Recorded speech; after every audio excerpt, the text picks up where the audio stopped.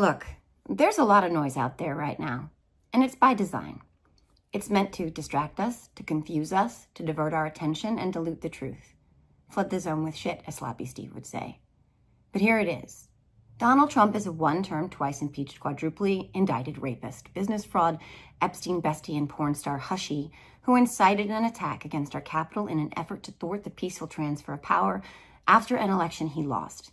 He used the presidency to enrich himself. He stole our national security secrets and hid them in his gilded golf club's goddamn bathroom. He believes he can get away with actual murder, opines about sleeping with his daughter, brags about sexual assault, mocks the disabled, disparages our men and women in uniform, and has promised to be a dictator on day one.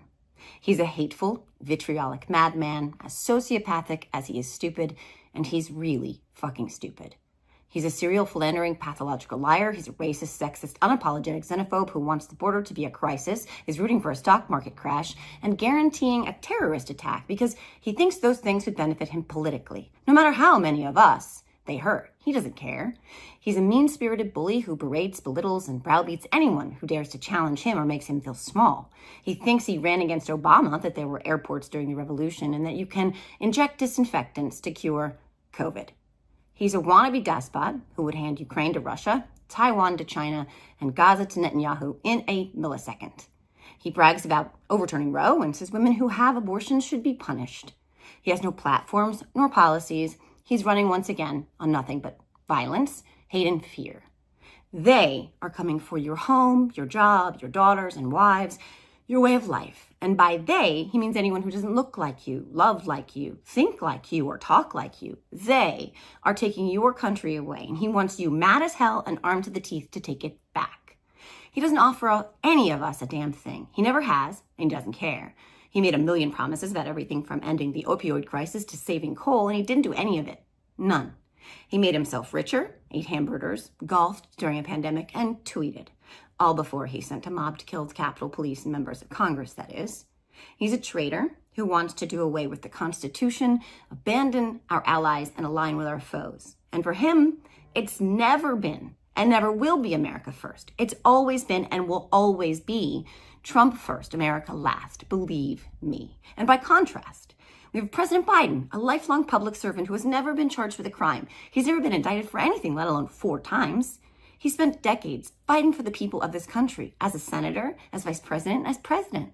And that is obvious when you look at the things he's accomplished. When faced with the most divided Congress, arguably in our history, he's managed to pass bipartisan legislation on guns, healthcare for our vets, federal aid, infrastructure, and more.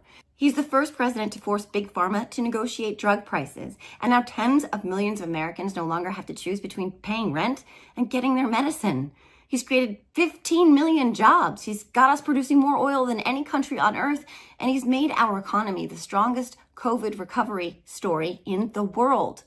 He's doing all of that while also being empathetic, understanding, compassionate, and kind, while calling out and naming hate and those who seek to divide us. He understands that this little experiment of ours is a work in progress, that we are not done with the work, and that he will not be at the helm forever.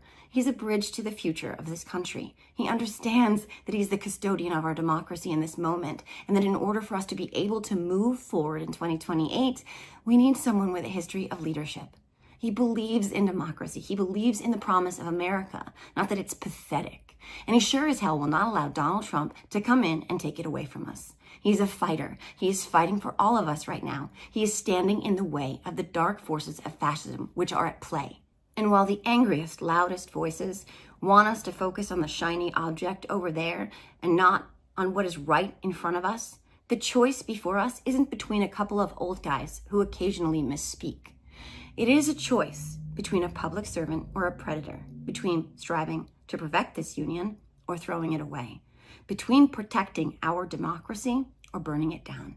What we choose in this moment will shape our collective future. What kind of future do we want that to be? One where all women and girls are subjugated and forced to give birth? One where the already marginalized are cast out, imprisoned, or worse? One where we're not allowed to exercise free speech? Where we could be jailed simply for speaking out? What do we, the people, want our futures to look like? Do we want to see people who don't practice the national religion rounded up? Do we want a president who can order the murder of a political rival and get away with it?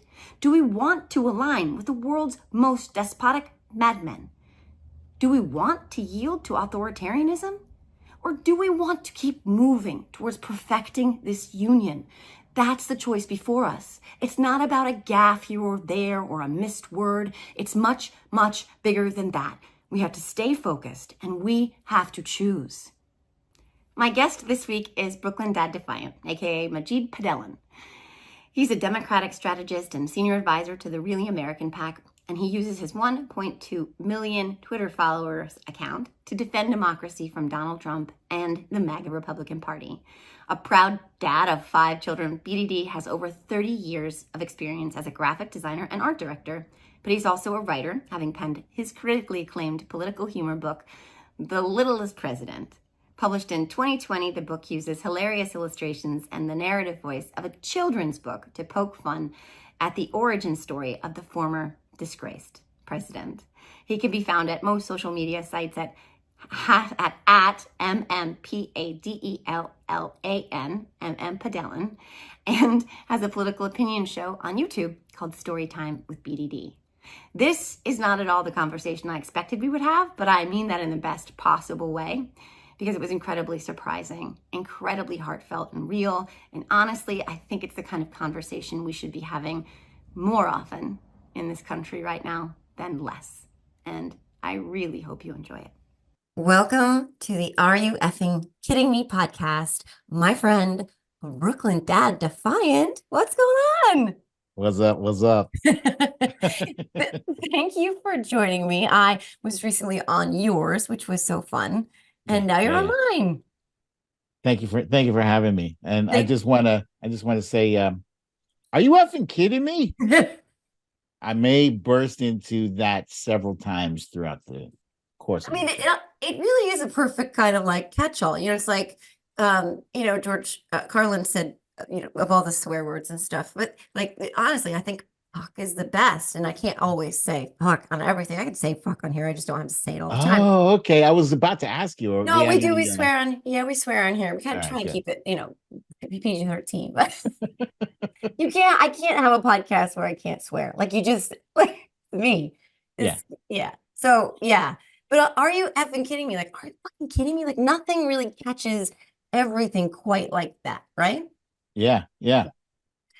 One of the things that I say that about all the time, by the way, are some of my trolls and some of the memes and GIFs and you name it, that they've created false realities about me, that I'm a crackhead, that this is a crack den or like a heroin den or a meth den or whatever. It's very nice. Thank you. As far as crack dens the go. Crack gets cooked on the heart pillow. Yes, we have seasonal flavors of crack and meth, depending on what the holiday is. Right now it's Valentine's, so we'll put a heart on.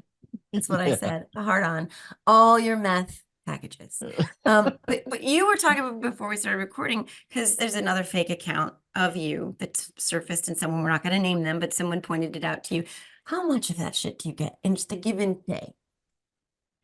Every day I have at least 2 people either DMing me or texting me saying, hey, who the F is this? And were you aware of this? And I can't be, because I would have to be aware of, I don't even know how many there are, but it seems like as soon as you knock one down, 2 more appear, because lots of people have reported these accounts and they've been shut down.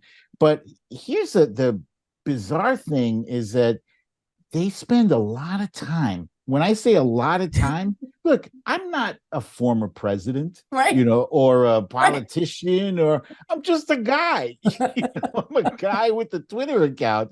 And these folks are spending, I don't know, countless hours creating memes and like graphics, Photoshop. And it's truly, it's unnerving, because like, why what have I done that has upset the apple cart of your brain so much that you wake up like, I got a new Brooklyn dad meme. This is crazy. Are you effing kidding me, bro? Are you kidding me? You know what I'm gonna do? I'm giving him this accent. I don't know why. I'm gonna go down to the basement and I'm gonna take Brooklyn Dad's face.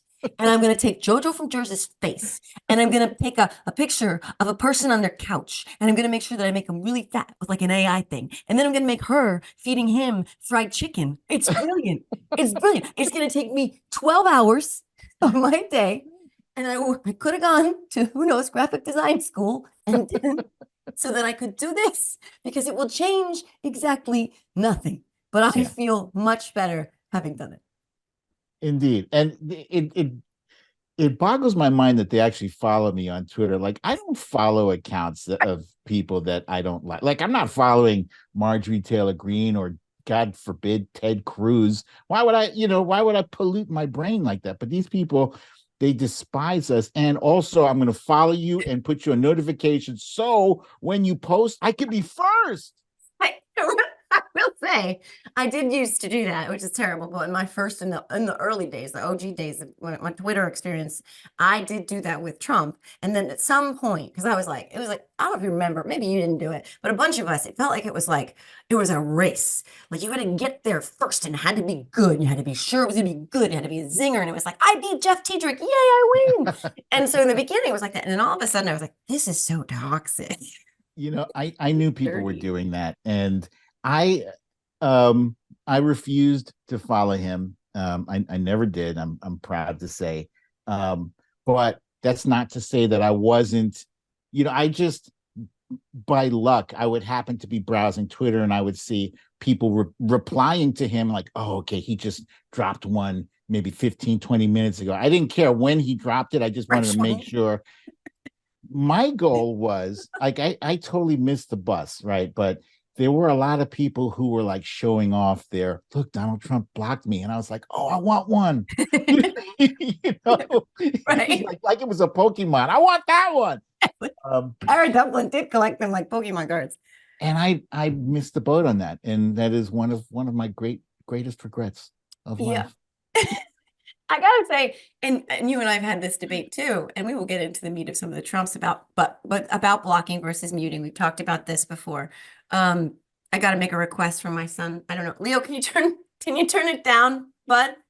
Thanks. He's homesick, so he's playing Spider-Man. I think he just got his PlayStation. Is it Spider-Man 2? What Spider-Man game is that, kiddo? Oh, he's playing Fortnite. I'm so sorry. Oh, okay. Yeah, he just rescued his. We had to switch devices anyway. It's a whole long thing. He's homesick, but so he's. I'm just momming in the middle, as you know I do. But you and I talked about muting versus blocking. We have different theories and strategies on that. But this blocking badge of honor is really funny to me because I've done it too, where I've been like, Lauren Boebert blocked me, woohoo!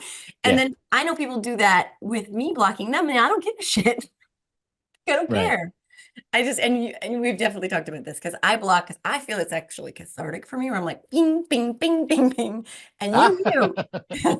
You mute because you like them screaming. You tell me, why do you mute? Well, so I don't know if you remember. I think we might have both been on John Fugel's. Oh, no, you know what? We were on his show a few times, but there was a time when he was on my show and he was like explaining like the benefits of muting versus blocking, and he convinced me, and yeah, I didn't care much for giving them the satisfaction of putting that shit up on their wall. Dad blocked me, my life is complete now. All those memes I made in the basement, they paid off. So there was another reason I used to like blocking people. It's because I kind of wanted to cultivate an atmosphere in my tweets, in my replies where, my followers can feel comfortable to, not be assaulted by the most vile, toxic elements on Twitter. Mm-hmm. But I've also learned that even when you block them, it doesn't necessarily mean that your supporters, your followers can't see them, or their stuff. Anyway, in this new Twitter 2.0, or I'm not calling it X. I don't either. I'm not calling it Sorry. that. Nope. Yeah, but in Twitter I still call 2.0, Band-Aids Band-Aids. I still call it Taylor ham. I'm not calling it. wait, what is it not Band-Aids? I mean, people are like, you could say adhesive bandage, I guess. But what I mean by that is people give me shit because I say Taylor ham, and they're like, "That's the brand name. It's pork roll," and it's like, yeah, well, you don't say adhesive bandage. I'm gonna say you say Band-Aid. But anyway, Yeah, I digress. Yeah, I think everybody says Band-Aid. yeah. Shit. But then they give me Um, shit for Taylor ham. Nah, come on, doesn't make sense. You have it both ways. but yeah, so in the Twitter 2.0, there's a new dynamic where views are valued above likes and retweets and replies. That's the new metric, that engagement metric is valuable. Oh, Yeah, I yeah, don't think I even apparently, knew that. yeah, apparently, like the more people who engage with your tweet, Okay. the more highly rated that tweet is, the more impressions it gets, and hence, you know how Musk has monetized Mm. these tweets now, so you get ad revenue, from anytime a Nazi posts a reply, Mm. ka-ching, Oh, wow, how about 25 that? cents. Oh, oh, that's me. Yeah, that's great. Yeah, so I didn't know, actually, I didn't know that. I don't even know. I mean, for anybody out there who might not know the difference, like for somebody who's like, what is a view versus an engagement? What do they have to do with the tweet? Do they have to reply, or can they just click on it? And then what does that mean? It's a whole thing, and I'm not 100%, you know, caught up to where I should Yeah. be on this whole thing. But Yeah. that much I know. Hmm. So they are screaming into the abyss, right? Mhm. Hoping that Brooklyn Dad engages with them. And if I engage with one of those trolls, like their impressions go way up. Nobody ever replies to them. But if I reply to them, suddenly that's their marquee tweet of the year. Right. But Yeah. most of them are muted, so they're giving me engagement. They get Mm. nothing in return. So I kind of love that. That's sort of interesting. I guess I never thought about that they don't know. So I block them, they don't engage with my stuff anymore. And then if I mute them, they don't know that I've basically soft blocked them or whatever. And so they keep Yeah, engaging. That's very interesting. Do it's people hilarious. do people do this thing to you where the big accounts on the other side, they tag you in ridiculousness? Like I recently got tagged where somebody wanted to see me fight some big MAGA account female. I don't even know who she is. And it was like, then they get that Physically, who? a physically fight. Yeah, physically What? fight. And it was like they tagged me and they were like, who else wants to see it? And then all these huge MAGA accounts jumped on it. And that one guy who is famous for making women cry, I don't even know what his name is. He's just mean and he goes to Oh, see I've seen him. you know who I'm talking about. They Yeah, I don't tagged know his him name. and he was like, "Ooh, this is a good idea. I'm gonna jump on this." And I randomly saw it. Of course, I didn't engage with it, but I'm like, they want me to physically fight. It's so What? weird. It's so weird to me because I would never. That's like, yeah, I despise a lot of the bigger accounts there, but I'm just like, I'm living my life, bro. Yeah, I'm trying to focus on what matters, what's important, and those cats, they don't matter. They're just yeah. ridiculous. They're pathetic. Right. And that's Truly. the Zen moment you got to get to in this whole environment is you have to know at the end of the day, like who you are, who knows who you are, who's real in your life, like what you value. And because forever, again, I told you, forever they've said her kids were taken away. She was married 10 times. Her kids are literally not allowed by law to see her. And for a very, very long time, I was like pushing back because it's so upside down that I was like, that's just wrong. And now I'm Yeah. like, why do I care? Exactly. Because I know who I am. I know my kids are here all the time and that what they live here. Like, so, I mean, it's silly, but we have to, that's the thing that keeps us grounded, right? Oh yeah, they have accused me of selling my children, selling them, right? Where They does one took do a that? Do you go to uh, ShopRite? Like, what do I you, think Walmart, is there maybe an there might be exchange? a Okay. I don't Right. know. You just But you go out with a cart. Kids for sale. I got kids for sale. I feel like I've mostly developed a callus to like an emotional callus to where that stuff doesn't really bug me so much Yeah. anymore. Everyone, it's irritating just because, like, come on, guys, get some new material. Like, they love to.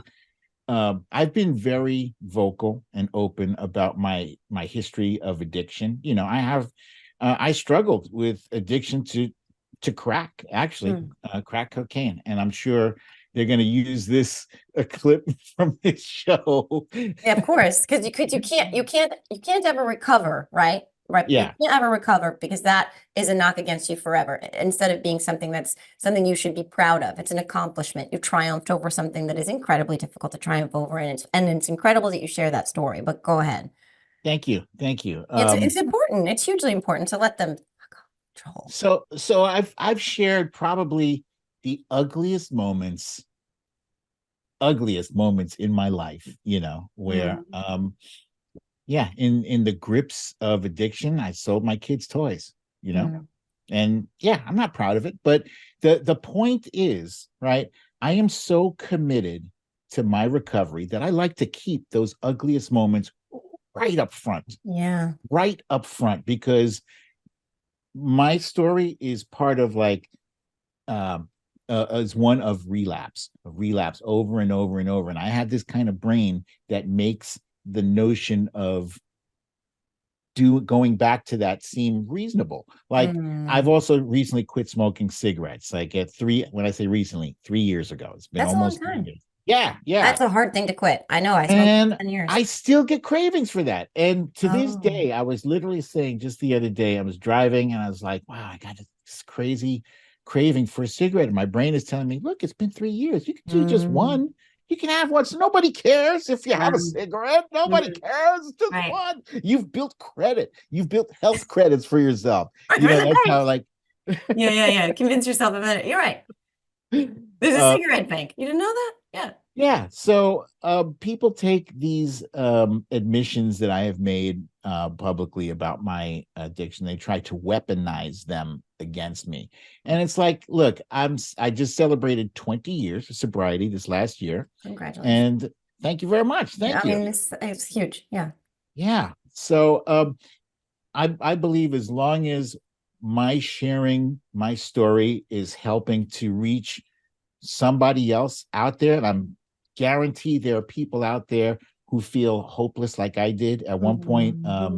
I had been, I don't know, maybe 4 or 5 different rehabs, and I was at the point where I was like, why do we even bother? Why bother? Why even try to stop if I'm just going to relapse again? This is where I was. I felt like I was hopeless and there was no hope for me.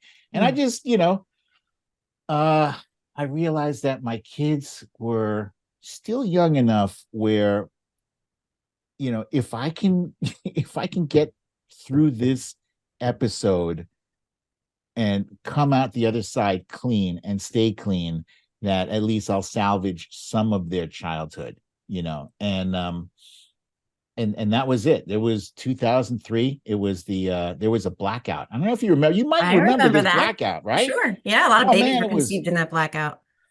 That's what I didn't have one. There was no TV. Like, something kicked in, like there's like the id and the super id, or where the grown up in my brain was like, hey, stop it. Let's go. Be dad now. Be dad. And I was dad, and I was dad for long enough. Like, I strung a few 24-hour days together of sobriety, and I was like, I gotta check myself in. And I went into a program in Harlem. It's called Striver House. And that's how many programs I've been at. Striver House. And I never looked back. I started going to psychotherapy, and that helped. I went just 2 therapy sessions a week, and just one day at a time. I just kept stringing days together, and you know. So does it irritate me when they throw these things in my face? Sure, it does. But you know, ultimately, nobody can hurt me worse than I've hurt myself in the past. Right. So. And thank you again for sharing that. Addiction hits very close to home for me because it could claim my brother and my mother, actually. My brother was a story which is different from my mother, like you just described, about kind of in and out of rehab and spots of like sobriety where you saw these glimpses of this person that was inside that you lost all those times where he would be missing or strung out or stealing diapers was one of the things he stole to sell for drug money, anything he would steal from all of us, etc. Yep.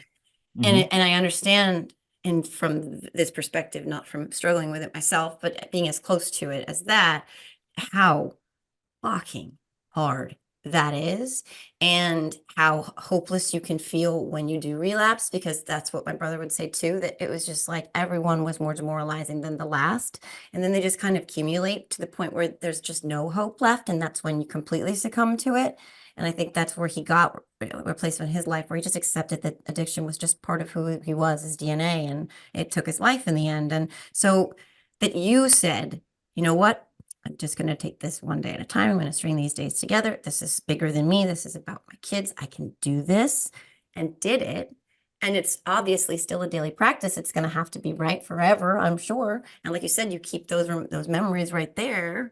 But you telling that story, and again, fuck off trolls, because this is for real.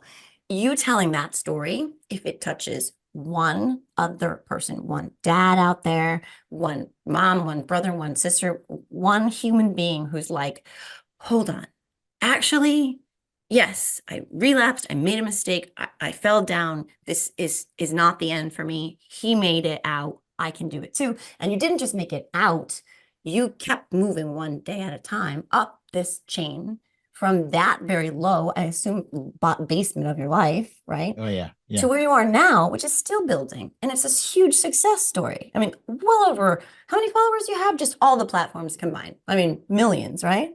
I would say just 1.2. Like my Facebook is a it's a graveyard. Oh, really? It's covered with webs with cobwebs and well, in my Instagram too. I don't know. I hardly yeah, even you're on paying Threads attention now. to it. So, Threads, I'm there yeah. too. Yeah. And YouTube, obviously. But like, okay, so just getting back, I know I was definitely gonna have focus heavily on Trump, which we had, huge news to talk about, but this has actually been so much more interesting to me because I think this is such a human conversation that I would never probably have had with you until this opportunity. And I didn't even see it coming, but that's what he said or she said. But still, that we are having it, because that's the thing. Like you keep growing, but you're not just using your voice and platform to just spew and rant into the void. You're keenly aware of the responsibility in a way, or the opportunity even that comes with the platform you have. Yeah. Yeah. At the end of the day, I'm a dad. And I wear my dad label proudly. I mean, that's first and foremost the most important thing to me right now, is that I was able to turn it around. I helped put them to college. Mm-hmm. I was at all 3 of their graduations.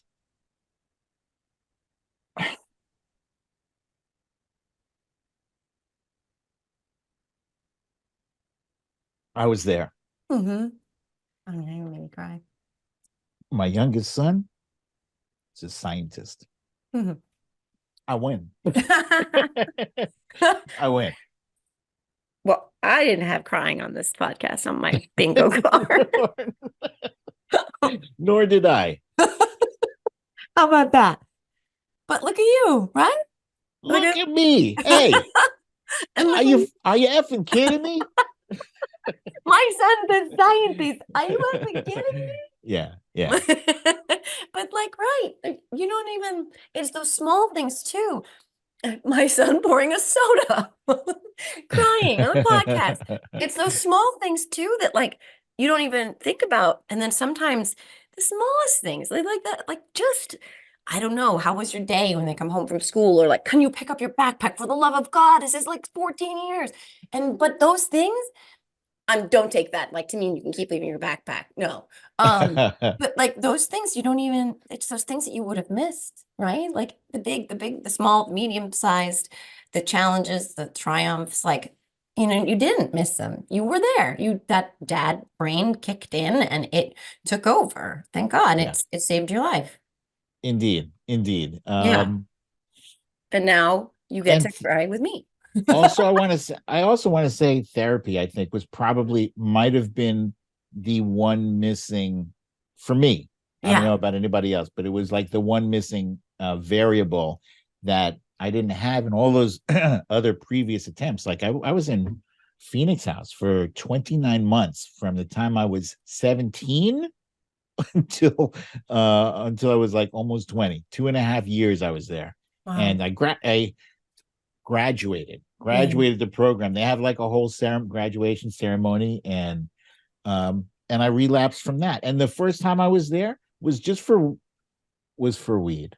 Was Um, for weed. I was a behavior problem. I wouldn't go to school, you know. um, So that was, I guess, primarily why my mom was like, you take your ass into the Phoenix House, and and so I got my high school diploma there, and finished school, and I was able to focus and get my brain right. So I thought, but I mhm. had heard so many stories. I had never tried the crack before going into that program, so I would just developed a curiosity about it, and that was what led me.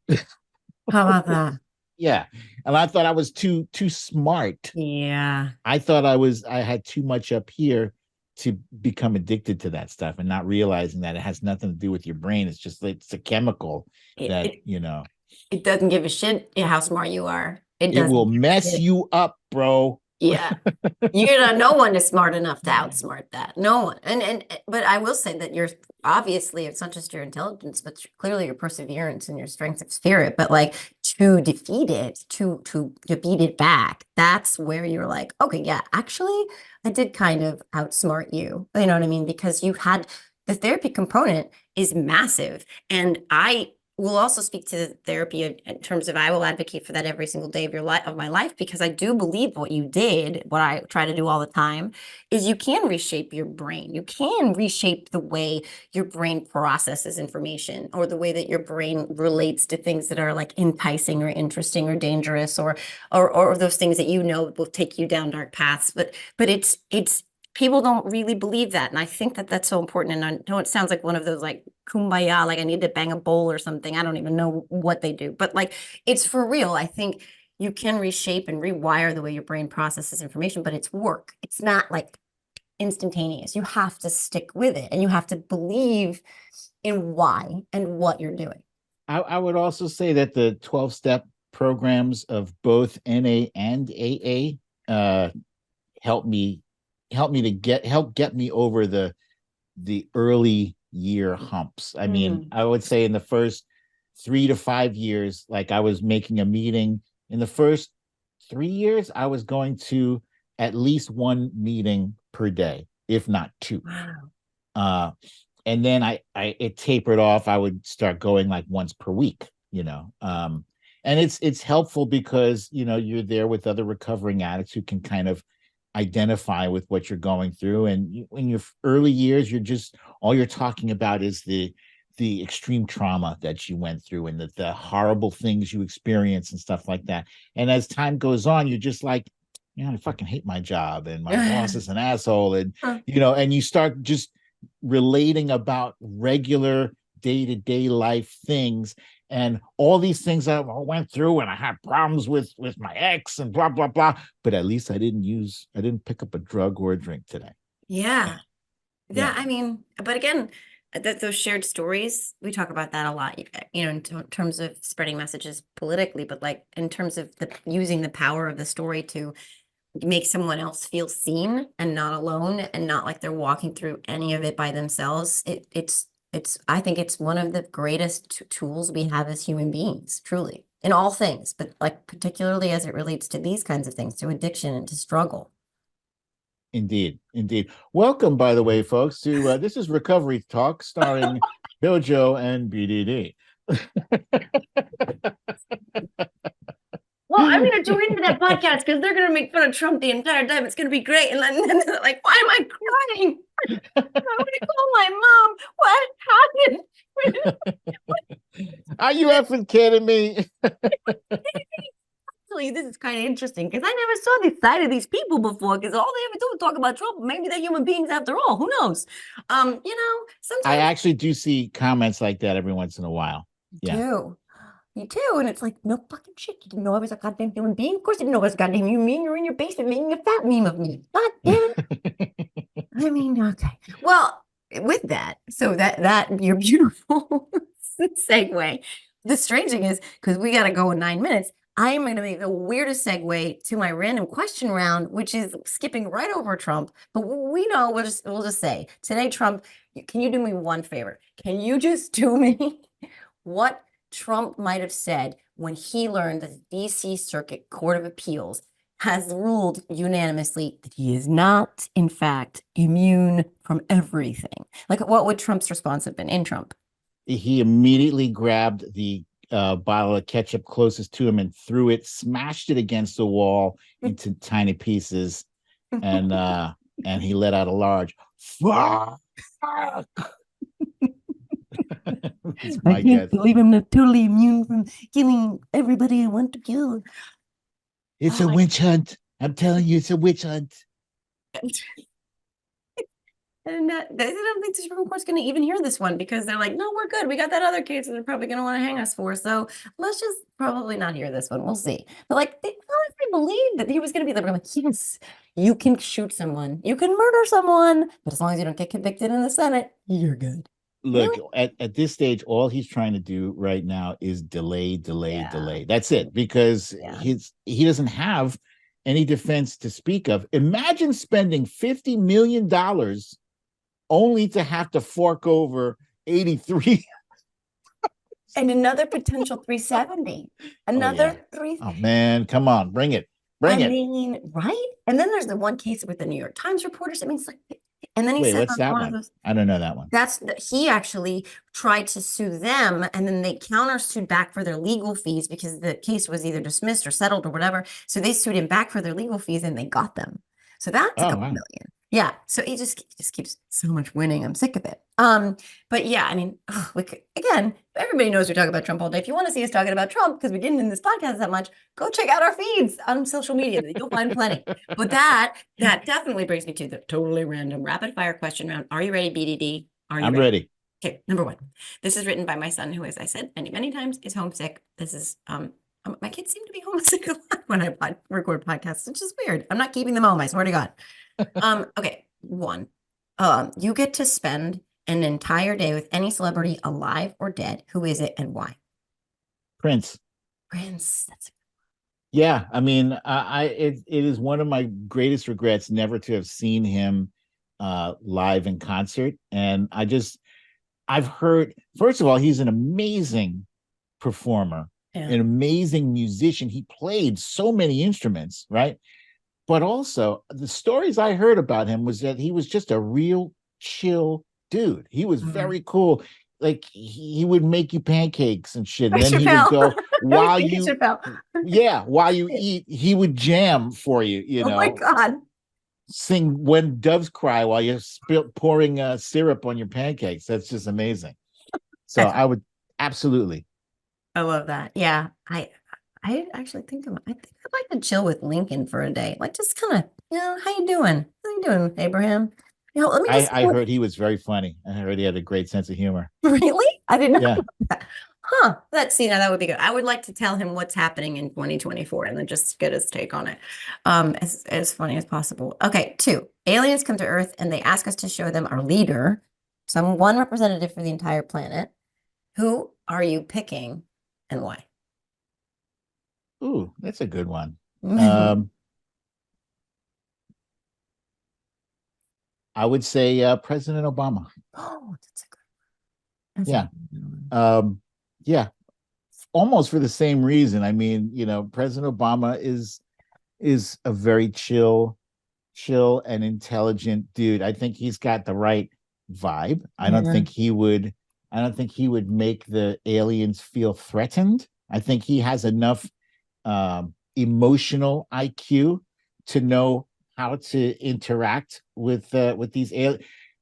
If we have aliens that travel, millions of light years and they actually land here and want to interact with us, you better send the least threatening person you possibly can to meet with them, I think. And now that Betty White's gone, right? Yeah, it's true though.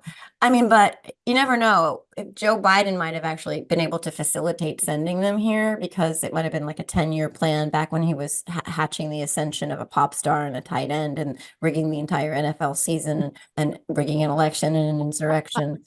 All of that while coordinating 4 separate criminal indictments and 91 charges. I mean, maybe he could also, because he can't tie his shoes or remember his name, but I think he could be behind an alien invasion. Yeah, he is an old doddering man, but also a mastermind of 20 complex conspiracies. Yes. Amazing. But yeah, at the end of the day, he answers to Obama, so then that tracks.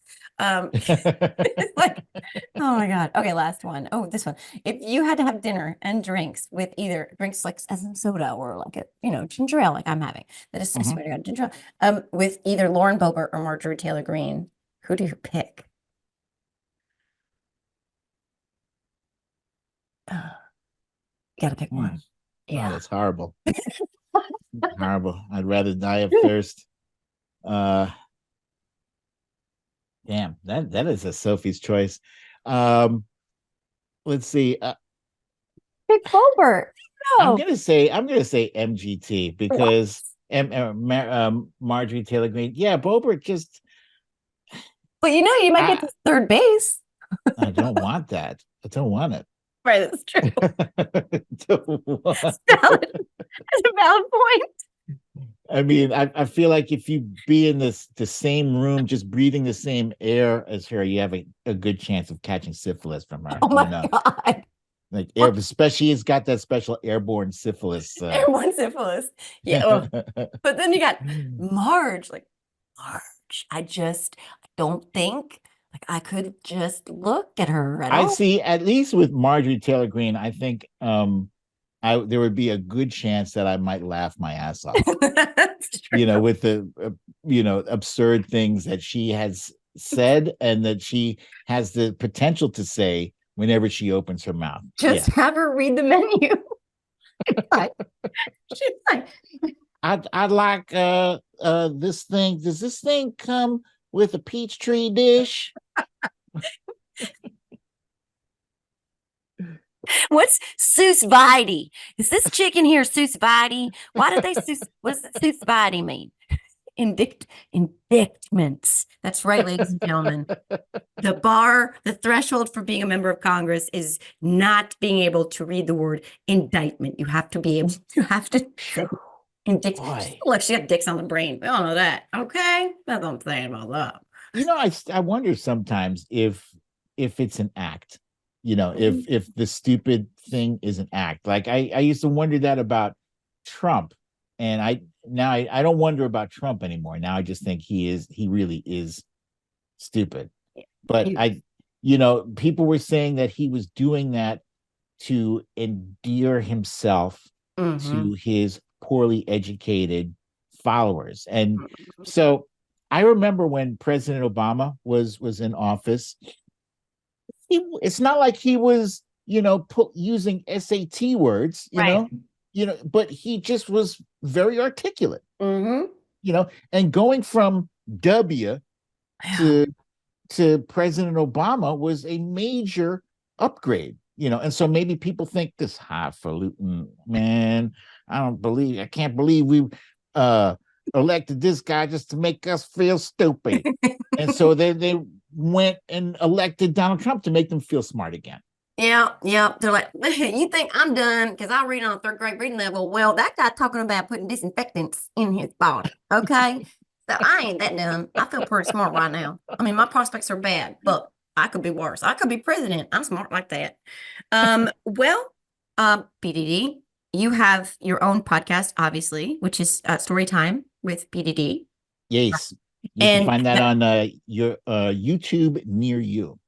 That's awesome. It's a very, very, very fun live, which is terrifying podcast. I have had so much fun on it. And they, of course, can find you, like you said, on Twitter, which is what I still call it.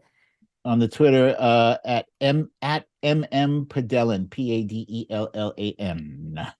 And you are one of the biggest accounts, the left-leaning accounts out there in the political space, and you make a difference with your voice. And again, sharing that story that we shared on this podcast, which was unexpected, not at all intended or planned. I really do believe that that is one of the gifts that you give to the universe, and I think that that it is incredibly powerful and benevolent of you to be sharing that story, so that somebody else, maybe who is in your spot now, where you were before, can feel not so alone and not so hopeless. So thank you for that. Thank you. That's what it's all about. If you can, there's a saying that goes, each one teach one in order to reach one. And there's a whole lot of ones like that. But yeah, it's basically, if you help others, you also help yourself. I really do. And I believe in paying it forward as much as humanly possible too. So I appreciate you as always.